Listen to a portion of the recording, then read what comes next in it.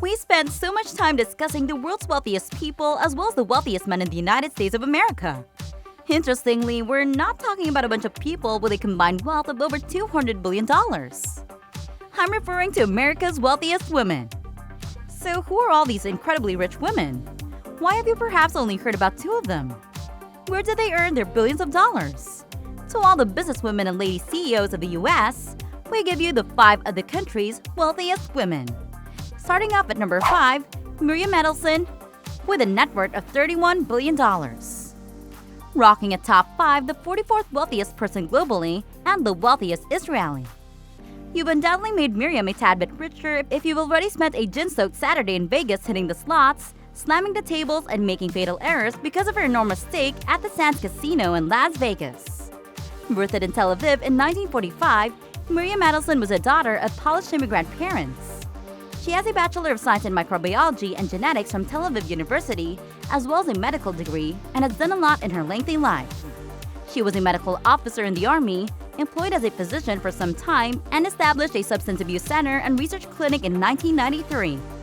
After all, becoming a doctor may not have been the rewarding job that would give her the title as the 5th wealthiest lady in America. Miriam Adelson had 2 children with Ariel Oakeshorn, a colleague physician whom she married.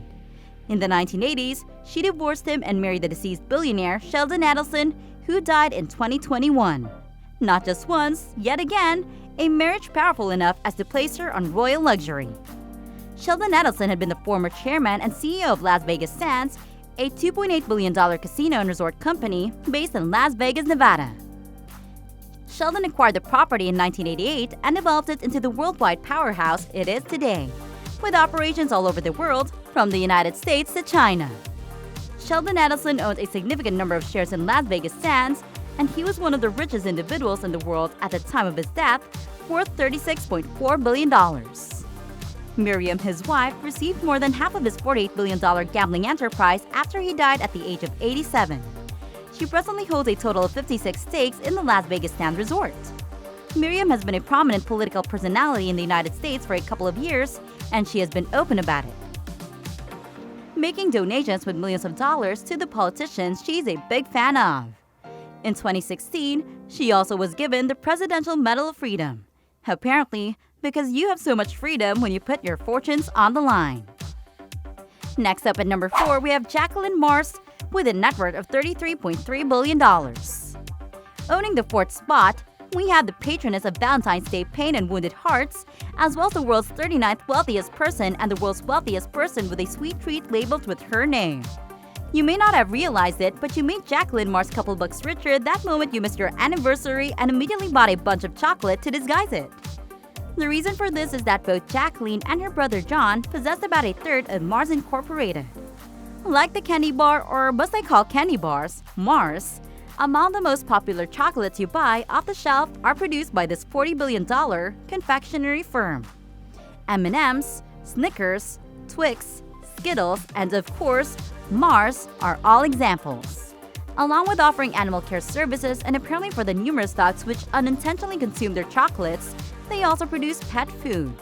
That's what it's all about, gaining control in the market. So who is Jacqueline Mars precisely? She's the successor to Mars Incorporated, the largest global candy company, and an American entrepreneur. She was born in Washington, D.C. to a rich Mars family and attended Miss Hall School in Pittsfield, one of the premier girls' boarding institutions in New England, where she obtained a high education. Following graduation in anthropology from Bryn Mawr College, she went on to work for her grandfather, Frank C. Mars, who started the Mars Company in 1911. Jacqueline served as the company's president of the food group until 2001, which after she joined the board of directors until 2016. Mars has a vast range of popular products that can be found in almost each aisle of the store under her supervision. Combo's crackers, Domio pasta sauce, Orbit gum, Uncle Ben's rice, and other products most humans should really not eat, including pedigree pet food, were all created by Mars. Was I able to point out also that Mars Inc. has a team of horses that competes in the Olympics? Although Jacqueline enjoys riding horses, attends equestrian events, and donates money to the United States, that one could have been entirely her idea. The U.S. Equestrian Team Foundation's Jacqueline B. Mars Competition and Training is basically a grant which helps train horse riders. Jacqueline got married 2 times, and their 3 children, Alexander Badger, Stephen Badger, and Krista Badger, were born as a result of her first marriage. Now at number 3, we have Julia Koch with a net worth of $53 billion. The world's 24th richest billionaire, a member of one of America's wealthiest families and the late David Koch's widow, is next on the list. Born in 1962, Julia grew up in a rural family in Iowa, where she started working for her parents' furniture shop. She was an apprentice to a fashion designer, Adolfo, in New York in the 1980s. In 1991, Julia went on a blind date with David Koch, and like many other blind dates, it ended horribly. But just similar to a massage, after a string of terrible dates, the tale ended on a good note. They reconnected a year after at an event and began dating, finally marrying in 1996. Julia and David Koch lived in an apartment on Fifth Avenue for many years before moving to the famed 740 Park Avenue in Manhattan, which has been and continues to be considered as New York City's most elegant and prominent residential skyscraper. Don't just take my word for it. There have been books written about it, as well as a documentary made about it. It was home to wealthy Americans such as John D. Rockefeller, Egypt's richest man, Nassef Sawiris, and even the French government bought a property for its ambassador there. Julia and her 3 children, David Jr., Mary Julia, and John Mark, acquired 42% of the Koch industry after David Koch died in 2019. Before his death, David Koch seemed to have a net worth of $53.5 billion, making him the world's 7th wealthiest man. Julia was one of the world's top 10 wealthiest women as a result of her success. She presently serves on the board of directors of Koch Industries with a revenue of $115 billion each year, making it the world's 6th largest company by revenue. Breaking through to get is not the only way the Koch Industries earn money. They've also obtained numerous companies and subsidiaries that are relatively much doing it all now, including a $22.5 billion acquisition of Georgia Pacific, one of the world's biggest paper manufacturers and distributors, with products such as Brawny and Vanity Fair, and a $7.5 billion purchase of Molex electrical components manufacturer. Julia is on her way to becoming one of the world's wealthiest persons in a short period of time. Julia is also the president of the David H. Koch Foundation, a charity organization that has donated approximately $200 million toward a variety of reasons around the country, involving science and medical development, schooling, the arts, and much more. Next up at number 2, we have Mackenzie Scott with a net worth of $62.2 billion. Mackenzie Scott, once known as Mackenzie Bezos, is the world's 28th biggest billionaire. Mackenzie may be well known for her marriage to Jeff Bezos, the former world's richest man, or more likely, her split from him. If you've seen that face already. She has nonetheless had a fascinating journey. She was born in 1970 in the state of California and was bitten by the writing bug at an early age. At the same age you were trying to not scribble on your own face, she can tend to have begun sincerely writing at the age of 6. Mackenzie was not just a body fiction writer on the net, she is also a real-life writer. Her first novel, The Testing of Luther Albright, was released in 2005 and won an American Book Award, and she followed it up with a sequel in 2013. After completing her bachelor's degree in English at Princeton University, where she studied under Nobel laureate Toni Morrison, Mackenzie was all prepared for a career in literature. In 1993, however, she gained her billions in a totally different manner. Mackenzie Scott wedded Jeff Bezos, and the two of them founded Amazon together in Seattle.